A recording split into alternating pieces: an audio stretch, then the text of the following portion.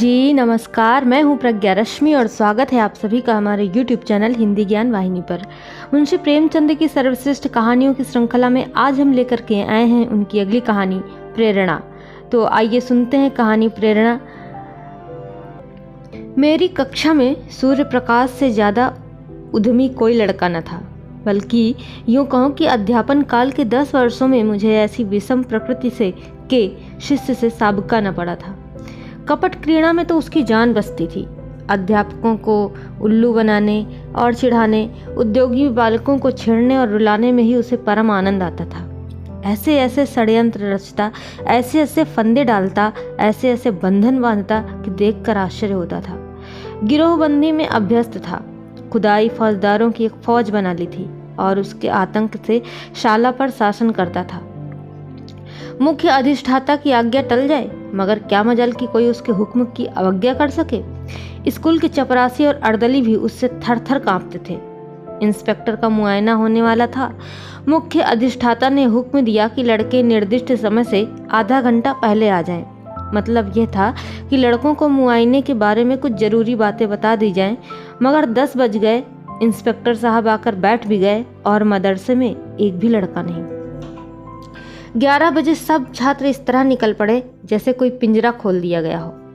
Inspector साहब ने कैफियत में लिखा, डिसिप्लिन बहुत खराब है। प्रिंसिपल साहब की बड़ी किरकिरी हुई। अध्यापक बदनाम हुए और यह सारी शरारत उस छात्र सूर्य प्रकाश की थी। मगर बहुत पूछताछ करने पर भी किसी ने सूर्य प्रकाश का नाम तक न लिया। मुझे अपनी संचालन विधि पर बहुत गर्व था। ट्रेनिंग कॉलेज में इस विषय में मैंने बड़ी ख्याति भी प्राप्त की थी, मगर यहाँ मेरा सारा संचालन कौशल जैसे मोर्चा खा गया था। कुछ अक्ल ही काम न करती थी कि शैतान को कैसे सन्मार्ग पर लाएं। कई बार अध्यापकों की बैठक हुई, पर यह गिरह न खुली। नई शिक्षा विधि के अनुसार मैं दंड नीति का पक्षपाती न था, मगर यहाँ हम इस नीति से केवल इसलिए विरक्त थे कि कहीं उपचार से भी रोग असाध्य न हो जाए। सूर्य प्रकाश को स्कूल से निकाल देने का प्रस्ताव भी किया गया, पर इसे अपनी अयोग्यता का प्रमाण समझकर हम इस नीति का व्यवहार करने का साहस न कर सके। 20-22 अनुभवी और शिक्षा शास्त्र के आचार्य एक 12-13 साल के उद्दंड बालक को सुधार न सके। यह विचार बहुत ही निराशाजनक था। यूं तो सारा स्कूल उससे त्राही त्राही करता था, मगर सबसे ज्यादा संकट में मैं था, क्योंकि वह मेरी कक्षा का छात्र था और उसकी शरारतों का कुफल मुझे भोगना पड़ता था। मैं स्कूल आता तो हरदम यही खटका लगा रहता कि देखे आज क्या विपत्ति सिर पड़ती है। एक दिन मैंने अपनी मेज की दराज खोली तो उसमें से एक बड़ा सा मेढक निकल पड़ा। मैं चौंक कर पीछे हटा तो क्लास में एक शोर मच गया और मैं उसकी ओर सरोष नेत्रों से देख कर रह गया। सारा घंटा उपदेश में बीत गया और वह पट्ठा सिर झुकाए नीचे मुस्कुरा रहा था। मुझे आश्चर्य होता था कि यह नीचे की कक्षाओं में कैसे पास हुआ था। एक दिन मैंने गुस्से से कहा, तुम इस कक्षा से उम्र भर नहीं पास हो सकते।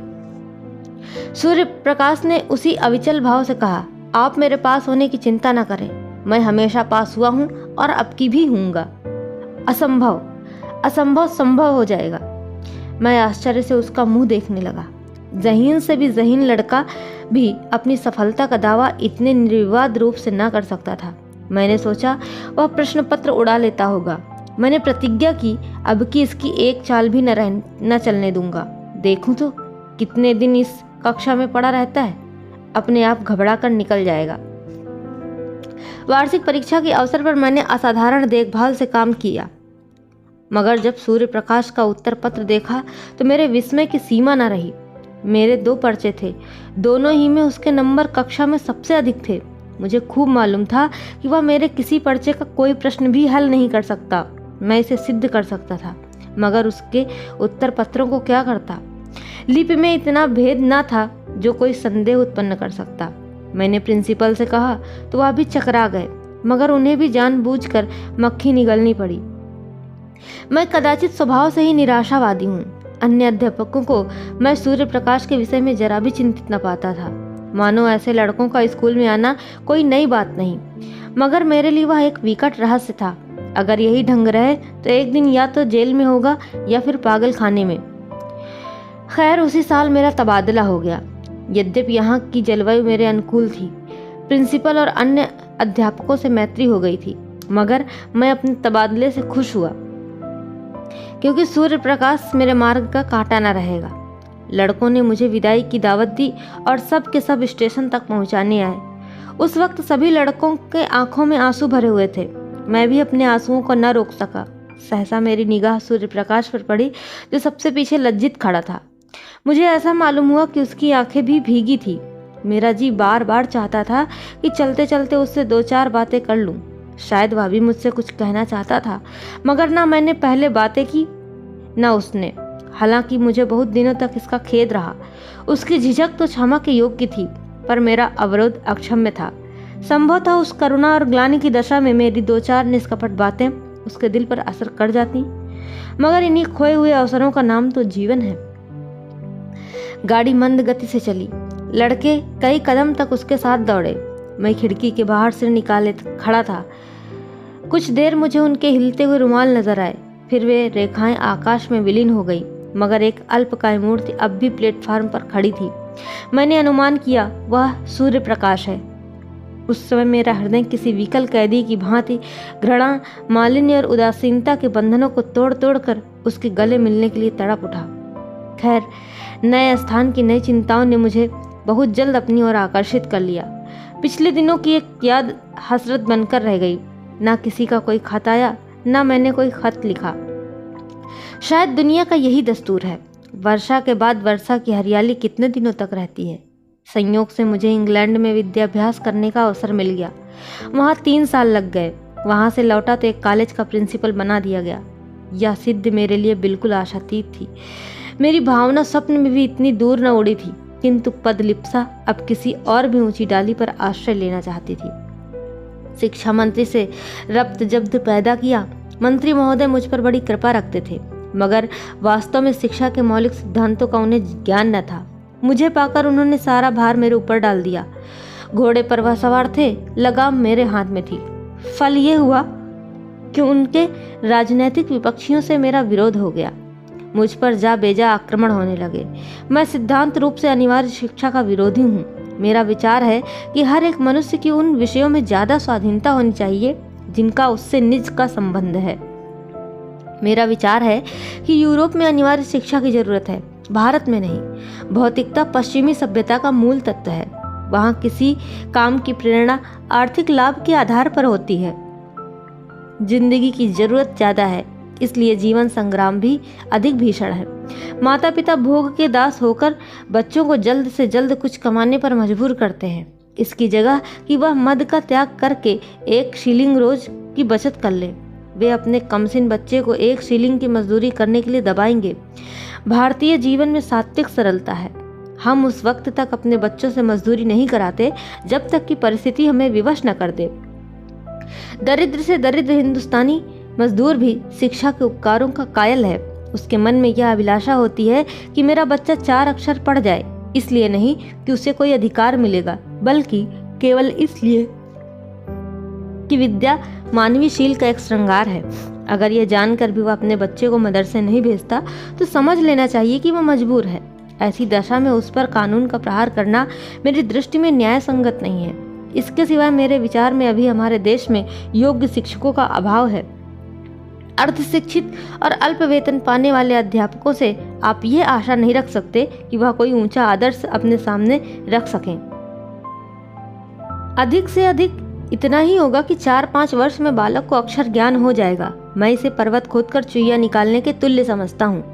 वयस प्राप्त हो जाने पर यह एक मसला 1 महीने में आसानी से तय किया जा सकता है। मैं अनुभव से कह सकता हूँ कि युवावस्था में हम जितना ज्ञान 1 महीने में प्राप्त कर सकते हैं, उतना बाल्यावस्था में 3 साल में भी नहीं कर सकते। फिर खामखा बच्चों को मदरसे में कैद करने से क्या लाभ? मदरसे के बाहर रहकर उसे स्वच्छ वायु तो मिलती, प्राकृतिक अनुभव तो होते। पाठशाला में बंद करके तो आप उसे उसके मानसिक और शारीरिक दोनों विधानों की जड़ काट देते हैं। इसलिए जब प्रांतीय व्यवस्थापक सभा में अनिवार्य शिक्षा का प्रस्ताव पेश हुआ तो मेरी प्रेरणा से मिनिस्टर साहब ने उसका विरोध किया। नतीजा ये हुआ कि प्रस्ताव अस्वीकृत हो गया। फिर क्या था, मिनिस्टर साहब की और मेरी वह लेदे शुरू हुई कि कुछ न पूछिए। व्यक्तिगत आक्षेप किए जाने लगे। मैं गरीब की बीवी था और मुझे ही सबकी भाभी बनना पड़ा। मुझे देशद्रोही उन्नति का शत्रु और नौकरशाही का गुलाम कहा गया। मेरे कॉलेज में जरा सी भी कोई बात होती तो काउंसिल में मुझ पर वर्षा होने लगती। मैंने एक चपरासी को पृथक किया। सारी काउंसिल पंजे झाड़कर मेरे पीछे पड़ गई। आखिर मिनिस्ट्री साहब को मजबूर होकर उस चपरासी को बहाल करना पड़ा। यह अपमान मेरे लिए असहाय था। शायद कोई भी इसे सहन न कर सकता। मिनिस्टर साहब से मुझे शिकायत नहीं, वो मजबूर थे। हाँ, इस वातावरण में काम करना मेरे लिए दुस्साध्य हो गया। मुझे अपने कॉलेज के आंतरिक संगठन का भी अधिकार नहीं। अमुक क्यों नहीं परीक्षा में भेजा गया, अमुक के बदले अमुक को क्यों नहीं छात्रवृत्ति दी गई, अमुक अध्यापक को अमुक कक्षा क्यों नहीं दी जाती। इस तरह के सारे आक्षेपों ने मेरी नाक में दम कर दिया था। इस नई चोट ने कमर तोड़ दी और मैंने अंततः इस्तीफा दे दिया। मुझे मिनिस्ट्री साहब से इतनी आशा अवश्य थी कि वह कम से कम इस विषय में न्यायपरायणता से काम लेंगे, मगर उन्होंने न्याय की जगह नीति को मान्य समझा और मुझे कई साल की भक्ति निष्ठा का ये फल मिला कि मैं पदच्युत कर दिया गया। संसार का ऐसा कटु अनुभव मुझे अब तक न हुआ था। ग्रह भी कुछ बुरे आ गए थे। उन्हीं दिनों पत्नी का देहांत हो गया। उनके अंतिम दर्शन भी न कर सका। संध्या समय नदी तट पर सैर करने गया था। वह कुछ अस्वस्थ थी। वहां से लौटा तो उनकी लाश मिली। कदाचित हृदय की गति बंद हो गई थी। इस आघात ने तो मेरी कमर तोड़ दी। माता के प्रसाद और आशीर्वाद से बड़े बड़े महान पुरुष कृतार्थ हो गए हैं। मैं जो कुछ हुआ पत्नी के प्रसाद और आशीर्वाद से हुआ। वह मेरे भाग्य की विधात्री थी। कितना अलौकिक त्याग था, कितना विशाल धैर्य। उनके माधुर्य में तीक्ष्णता का नाम भी न था। मुझे याद नहीं आता कि मैंने कभी उनकी भ्रुकुटी संकुचित देखी हो। वह निराश होना तो जानती ही न थी। मैं कई बार सख्त बीमार पड़ा हूँ। वैद्य निराश हो गए हैं, पर वह अपने धैर्य और शांति से अणु मात्र की भी विचलित नहीं हुई। उन्हें विश्वास था कि मैं अपने पति के जीवन काल में मरूंगी, और हुआ भी वही। मैं जीवन में अब तक उन्हीं के सहारे खड़ा था। जब वह अवलंब ही न रहा तो जीवन कहाँ रहता। खाने और सोने का नाम जीवन नहीं है। जीवन नाम है सदैव आगे बढ़ते रहने की लगन का, और यह लगन अब गायब हो गई। मैं संसार से विरक्त हो गया और एकांतवास में जीवन के दिन व्यतीत करने का निश्चय करके एक छोटे से गांव में जा बसा। चारों तरफ ऊंचे ऊंचे टीले थे। एक और गंगा बहती थी। मैंने नदी के किनारे एक छोटा सा घर बना लिया और उसी में रहने लगा। मगर काम करना तो मानवीय स्वभाव है। बेकारी में जीवन कैसे कटता। मैंने एक छोटी सी पाठशाला खोल ली। एक वृक्ष की छांव में गांव के लड़कों को जमा कर कुछ पढ़ाया करता था। उसकी यहाँ इतनी ख्याति हुई कि आसपास के गांव के छात्र भी आने लगे। एक दिन मैं अपनी कक्षा को पढ़ा रहा था कि पाठशाला के पास एक मोटर आकर रुकी और उसमें से उस जिले के डिप्टी कमिश्नर उतर पड़े। मैं उस समय केवल एक कुर्ता और धोती पहने हुए था। इस वेश में हाकिम से मिलते हुए शर्म आ रही थी। डिप्टी कमिश्नर मेरे समीप आए तो मैंने झेपते हुए हाथ बढ़ाया, मगर वह मुझसे हाथ मिलाने के बदले मेरे पैरों की ओर झुके और उन पर सिर रख दिया। मैं कुछ ऐसा सिटपिटा गया कि मेरे मुंह से एक शब्द भी न निकला। मैं अंग्रेजी अच्छी लिखता हूँ, दर्शन शास्त्र का भी आचार्य हूँ, व्याख्यान भी अच्छे दे लेता हूँ, मगर इन गुणों में एक भी श्रद्धा के योग्य नहीं। श्रद्धा तो ज्ञानियों और साधुओं ही के अधिकार की वस्तु है। अगर मैं ब्राह्मण होता तो एक बात थी, हालांकि एक सिविलियन का किसी ब्राह्मण के पैरों पर सिर रखना अचिंतनीय है। मैं अभी इसी विस्मय में पड़ा हुआ था कि डिप्टी कमिश्नर ने सिर उठाया और मेरी तरफ देखकर कहा, आपने शायद मुझे पहचाना नहीं। इतना सुनते ही मेरे स्मृति नेत्र खुल गए और मैं बोला, आपका नाम सूर्य प्रकाश तो नहीं है? जी हाँ, मैं आपका वही अभागा शिष्य सूर्य प्रकाश हूँ। 12-13 वर्ष हो गए इस बात को। सूर्य प्रकाश ने मुस्कुराकर कहा, अध्यापक लड़कों को भूल जाते हैं पर लड़के उन्हें हमेशा याद रखते हैं। मैंने उसी विनोद के भाव से कहा, तुम जैसे लड़कों को भूलना तो बड़ा असंभव है। सूर्य प्रकाश ने विनीत स्वर में कहा, उन्हीं अपराधों को क्षमा कराने के लिए तो आपकी सेवा में आया हूँ। मैं सदैव आपकी खबर लेता रहता था। आप जब इंग्लैंड गए तो मैंने आपके लिए बधाई का पत्र लिखा, पर उसे भेज न सका। जब आप प्रिंसिपल हुए मैं इंग्लैंड जाने को तैयार था। मैं वहाँ पत्रिकाओं में आपके लेख पढ़ता रहता था। जब लौटा तो मालूम हुआ कि आपने इस्तीफा दे दिया और कहीं देहात में चले गए हैं। इस जिले में आए हुए मुझे 1 वर्ष से अधिक हुआ, पर इसका जरा भी अनुमान न था कि आप यहाँ एकांत सेवन कर रहे हैं। इस उजाड़ गांव में आपका जी कैसे लगता है? और इतनी ही अवस्था में आपने वानप्रस्थ ले लिया? मैं नहीं कह सकता कि सूर्य प्रकाश की उन्नति देखकर मुझे कितना आश्चर्यमय आनंद हुआ। अगर वह मेरा पुत्र होता तो भी इससे अधिक आनंद न होता। मैं उसे अपने झोपड़े में लाया और अपनी राम कहानी कह सुनाई। सूर्य प्रकाश ने कहा, तो ये कहिए कि आप अपने ही एक भाई के विश्वासघात के शिकार हुए। मेरा अनुभव तो अभी बहुत कम है, मगर इतने ही दिनों में मुझे मालूम हो गया है कि हम लोग अभी अपनी जिम्मेदारियों को पूरा करना नहीं जानते। मिनिस्टर साहब से भेंट हुई तो पूछूंगा, यही आपका धर्म था? मैंने जवाब दिया, भाई उनका दोष नहीं, संभव है इस दशा में मैं भी वही करता जो उन्होंने किया। मुझे अपनी स्वार्थ लिप्सा की सजा मिल गई और उसके लिए मैं उनका ऋणी हूँ। बनावट नहीं, सत्य कहता हूँ कि मुझे यहाँ जो शांति है वह और कहीं न थी। इस एकांत जीवन में मुझे जीवन के तत्वों का वो ज्ञान हुआ जो संपत्ति और अधिकार की दौड़ में किसी तरह संभव न था। इतिहास और भूगोल के पोथे चाटकर और यूरोप के विद्यालयों की शरण जाकर भी मैं अपनी ममता को न मिटा सका, बल्कि यह रोग दिन दिन और भी असाध्य होता जाता था। आप सीढ़ियों पर पांव रखे बगैर छत की ऊंचाई तक नहीं पहुंच सकते। संपत्ति की अट्टालिका तक पहुंचने में दूसरों की जिंदगी ही जीनों का काम देती है। आप कुचल कर ही लक्ष्य तक पहुंच सकते हैं, वहां सौजन्य और सहानुभूति का स्थान ही नहीं। मुझे ऐसा मालूम होता है कि उस वक्त मैं हिंस्र जंतुओं से घिरा हुआ था और मेरी सारी शक्तियां अपनी आत्मरक्षा में ही लगी रहती थी। मैं यहाँ अपने चारों ओर संतोष और सरलता देखता हूँ। मेरे पास जो लोग आते हैं कोई स्वार्थ लेकर नहीं आते और न मेरी सेवाओं में प्रशंसा या गौरव की लालसा है। यह कहकर मैंने सूर्य प्रकाश के चेहरे की ओर गौर से देखा। कपट मुस्कान की जगह ग्लानि का रंग था। शायद ये दिखाने आया था कि आप जिसकी तरफ से इतने निराश हो गए थे वह अब इस पद को सुशोभित कर रहा है। वह मुझसे अपने सदुपयोग का बखान करना चाहता था या कराना चाहता था। मुझे अब अपनी भूल मालूम हुई कि एक संपन्न आदमी के सामने समृद्धि की निंदा उचित नहीं। मैंने तुरंत बात पलट कर कहा, मगर तुम अपना हाल तो कहो, तुम्हारी यह काया पलट कैसे हुई? तुम्हारी शरारतों को याद करता हूँ तो अब भी रोए खड़े हो जाते हैं। किसी देवता के वरदान के सिवा और तो कहीं यह विभूति न प्राप्त हो सकती थी। सूर्य प्रकाश ने मुस्कुराकर कहा, आपका आशीर्वाद था। मेरे बहुत आग्रह करने पर सूर्य प्रकाश ने अपना वृतांत सुनाना शुरू किया कि आपके चले आने के कई दिन बाद मेरा ममेरा भाई स्कूल में दाखिल हुआ। उसकी उम्र 8-9 साल से ज्यादा न थी। प्रिंसिपल साहब उसे हॉस्टल में न लेते थे और न मामा साहब उसके ठहरने का प्रबंध कर सकते थे।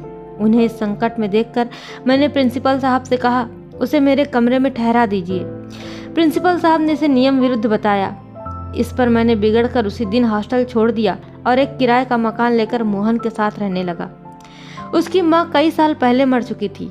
इतना दुबला पतला कमजोर और गरीब लड़का था कि पहले ही दिन से मुझे उस पर दया आने लगी।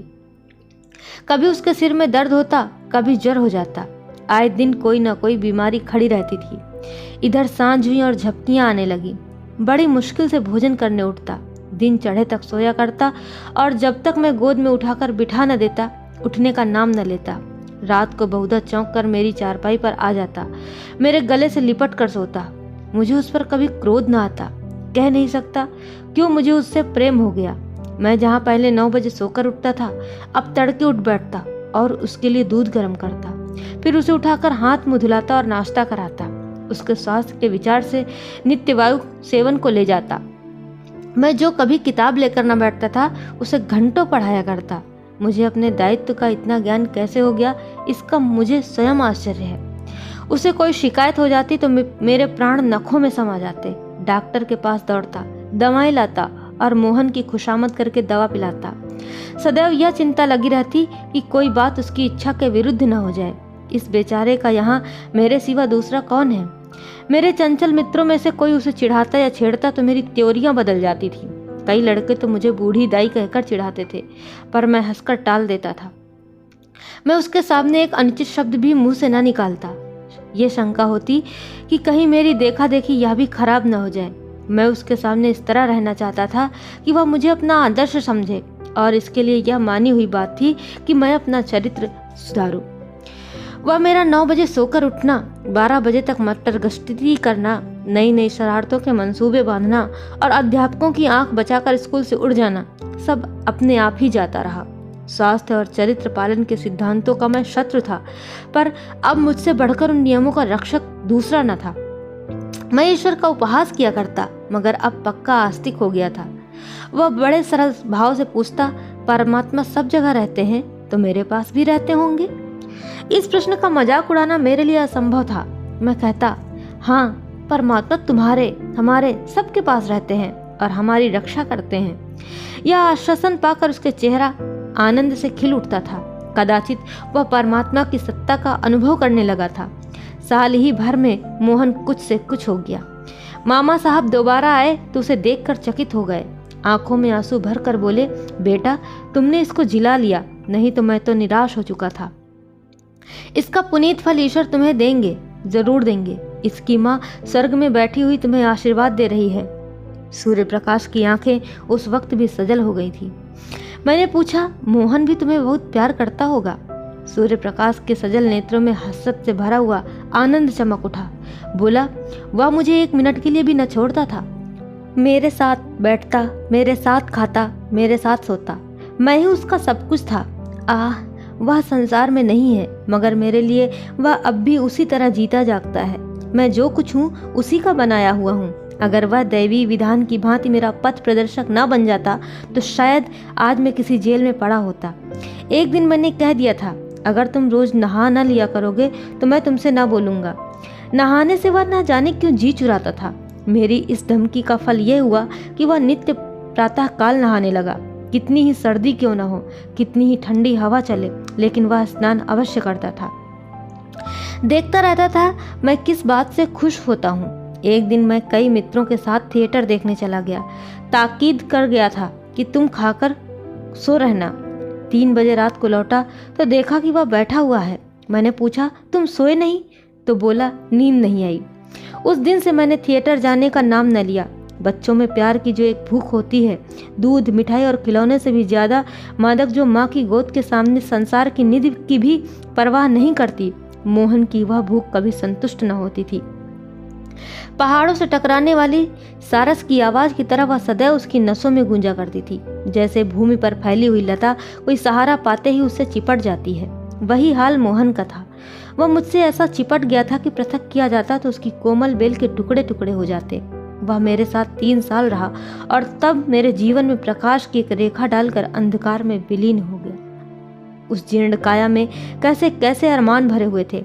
कदाचित ईश्वर ने मेरे जीवन में एक अवलंब की सृष्टि करने के लिए उसे भेजा था, और उद्देश्य पूरा हो गया तो वह क्यों रहता। गर्मियों की तातील थी। 2 तातीलों में मोहन मेरे साथ ही रहा था। मामा जी के आग्रह करने पर भी घर न आया। अब की कॉलेज के छात्रों ने कश्मीर यात्रा करने का निश्चय किया और मुझे उसका अध्यक्ष बनाया। कश्मीर यात्रा की अभिलाषा मुझे चिरकाल से थी। इसी अवस्था को गनीमत समझा। मोहन को मामा जी के पास भेजकर मैं कश्मीर चला गया। 2 महीने के बाद लौटा तो मालूम हुआ मोहन बीमार है। कश्मीर में मुझे बार बार मोहन की याद आती थी और जी चाहता था कि लौट जाऊं। मुझे उस पर इतना प्रेम है, इसका अंदाजा मुझे कश्मीर जाकर हुआ, लेकिन मित्रों ने पीछा न छोड़ा। उसकी बीमारी की खबर पाते ही मैं अधीर हो उठा और दूसरे दिन उसके पास जा पहुंचा। मुझे देखते ही उसके पीले और सूखे हुए चेहरे पर आनंद की स्फूर्ति झलक पड़ी। मैं दौड़कर उसके गले से लिपट गया। उसकी आंखों में वह दूरदृष्टि और चेहरे पर वह अलौकिक आभा थी जो मंडराती हुई मृत्यु की सूचना देती है। मैंने आवेश से कांपते हुए स्वर में पूछा, ये तुम्हारी क्या दशा है मोहन? 2 ही महीने में यह नौबत पहुंच गई। मोहन ने सरल मुस्कान के साथ कहा, आप कश्मीर की सैर करने गए थे, मैं आकाश की सैर करने जा रहा हूँ। मगर यह दुख की कहानी कहकर मैं रोना और रुलाना नहीं चाहता। मेरे चले जाने के बाद मोहन इतने परिश्रम से पढ़ने लगा मानो तपस्या कर रहा हो। उसे यह धुन सवार हो गई थी कि साल भर की पढ़ाई 2 महीने में समाप्त कर ले और स्कूल खुलने के बाद मुझसे इस श्रम का प्रशंसा रूपी उपहार प्राप्त कर ले। मैं किसी तरह उसकी पीठ ठोकूंगा, शाबाशी दूंगा, अपने मित्रों से बखान करूंगा। इन भावनाओं ने अपने सारे बालोचित उत्साह और तल्लीनता से उसे वशीभूत कर लिया। मामा जी को दफ्तर के कामों से इतना अवकाश कहाँ कि उसके मनोरंजन का ध्यान रखें। शायद उसे प्रतिदिन कुछ न कुछ पढ़ते देखकर वह दिल में खुश होते थे। उसे खेलते देखकर वह जरूर डांटते, पढ़ते देखकर भला क्या कहते। फल ये हुआ कि मोहन को हल्का हल्का ज्वर आने लगा, किंतु उस दशा में भी उसने पढ़ना न छोड़ा। कुछ और व्यतिक्रम भी हुए। ज्वर का प्रकोप और भी बढ़ा, पर उस दशा में भी ज्वर कुछ हल्का हो जाता तो किताबें देखने लगता था। उसके प्राण मुझ में ही बने रहते थे। ज्वर की दशा में भी नौकरों से पूछता, भैया का पत्र आया, वह कब आएंगे? इसके सिवा और दूसरी कोई अभिलाषा न थी। अगर मुझे मालूम होता कि मेरी कश्मीर यात्रा इतनी महंगी पड़ेगी तो उधर जाने का नाम भी न लेता। उसे बचाने के लिए मुझसे जो कुछ हो सकता था वह मैंने सब किया, किंतु बुखार टाइफाइड था, उसकी जान लेकर ही उतरा। उसके जीवन के स्वप्न मेरे लिए किसी ऋषि के आशीर्वाद बनकर मुझे प्रोत्साहित करने लगे, और यह उसी का शुभ फल है कि आप मुझे इस दशा में आज देख रहे हैं। मोहन की बाल अभिलाषाओं को प्रत्यक्ष रूप में लाकर यह मुझे संतोष होता है कि शायद उसकी पवित्र आत्मा मुझे देखकर प्रसन्न होती हो। यही प्रेरणा थी कि जिसने कठिन से कठिन परीक्षाओं में भी मेरा बेड़ा पार लगाया, नहीं तो मैं आज भी वही मंदबुद्धि सूर्य प्रकाश हूँ जिसकी सूरत से आप चिढ़ते थे। उस दिन से मैं कई बार सूर्य प्रकाश से मिल चुका हूँ। वह जब इस तरफ आ जाता है तो मैं बिना मुझसे मिले नहीं जाता। मोहन को अब भी वह अपना इष्ट देव समझता है। यह मानव प्रकृति का एक ऐसा रहस्य है जिसे मैं आज तक नहीं समझ सका, और यह कहानी यहीं पर समाप्त होती है जो हम सभी के लिए प्रेरणादायी है। तो ऐसी ही बेहतरीन और सर्वश्रेष्ठ कहानियों को सुनने के लिए आप हमारे साथ जुड़े रहिए। आपको बहुत बहुत धन्यवाद। नमस्कार।